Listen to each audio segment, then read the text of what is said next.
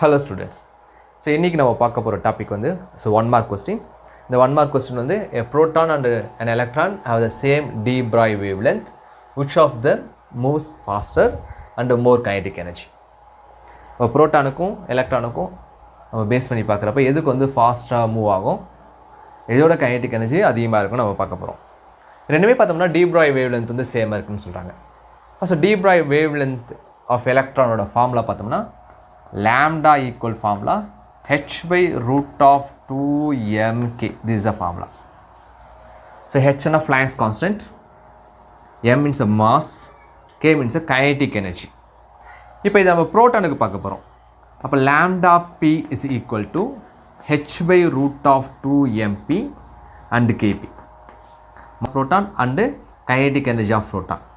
இதுவே எலக்ட்ரான் பார்த்தோம்னா lambda equal to h by root of 2me and ke. ஓகேவா? So E என்றப்ப electron. நம்மளுக்கு இங்கே சொல்லியிருக்காங்க டி Broglie wavelength வந்து சேமாக இருக்குது. அப்போ lambda p is equal to lambda E. ஓகேவா? அப்போ சப்ஸ்டிட் பண்ணலாம். h by root of 2mp and kp is equal to h by root of 2me and ke.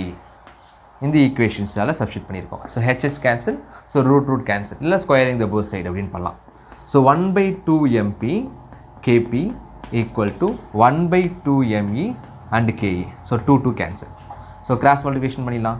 So அப்படின்னா வரும் ke/kp இஸ் ஈக்குவல் டு, ஓகேவா, ke/kp அப்படின்னா வரும் mp/me. ஓகேவா? புரோட்டானோட mass அதிகம். இப்போ புரோட்டானோட மாஸ் அதிகமாக இருந்தால் கைனடிக் எனர்ஜி எதுக்கு மேக்ஸிமம் இருக்கும்? எலக்ட்ரானுக்கு அதிகமாக இருக்கும். ஓகேவா? அப்போ KE is greater than KP. Kinetic energy வந்து புரோட்டானை விட எலக்ட்ரானுக்கு அதிகமாக இருக்கும்.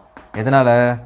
மாஸ் இருக்கு இல்லையா, புரோட்டானுக்கு வந்து அதிகம். எதோட கம்பேர் பண்ணுறா? மாஸ் ஆஃப் எலக்ட்ரானோட கம்பேர் பண்ணுறதுனால. இப்போ கைனடிக் எனர்ஜி கண்டுபிடிச்சிட்டோம். ஓகேவா? நெக்ஸ்ட் நம்ம என்ன கண்டுபிடிக்கணும்? வெலாசிட்டி கண்டுபிடிக்கலாம். அப்போ கைனடிக் எனர்ஜி ரேஷியோ எடுத்துக்கலாம். சரியா? என்ன சொன்னோம்? KE/kpன்னு சொன்னோம். அப்போ கைனடிக் எனர்ஜியோட ஸோ 1/2mv². ஓகேவா?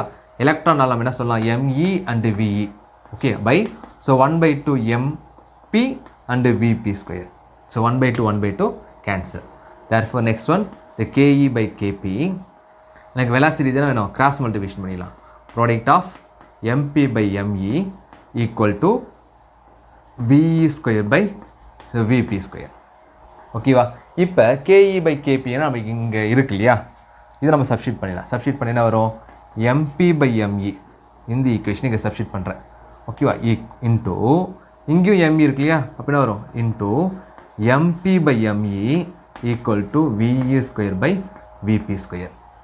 ஓகே, அண்ட் நெக்ஸ்ட் ஒன் ஃபைனலாக நம்ம என்ன பண்ணலாம்? ஸ்கொயர் பண்ணலாமா? அப்போ mp²/me² equal to ve²/vp². Square common எடுத்துடலாம். அப்போ mp/me the whole square equal to ve/vp the whole square. Square cancel. Therefore mp/me equal to ve/vp. இப்போ இதுதானே அதிகம் மாஸ். அப்போ என்ன ஆகும்? mp is greater than me. So the velocity v is greater than vp. அப்போ velocity எதுக்கு அதிகம்?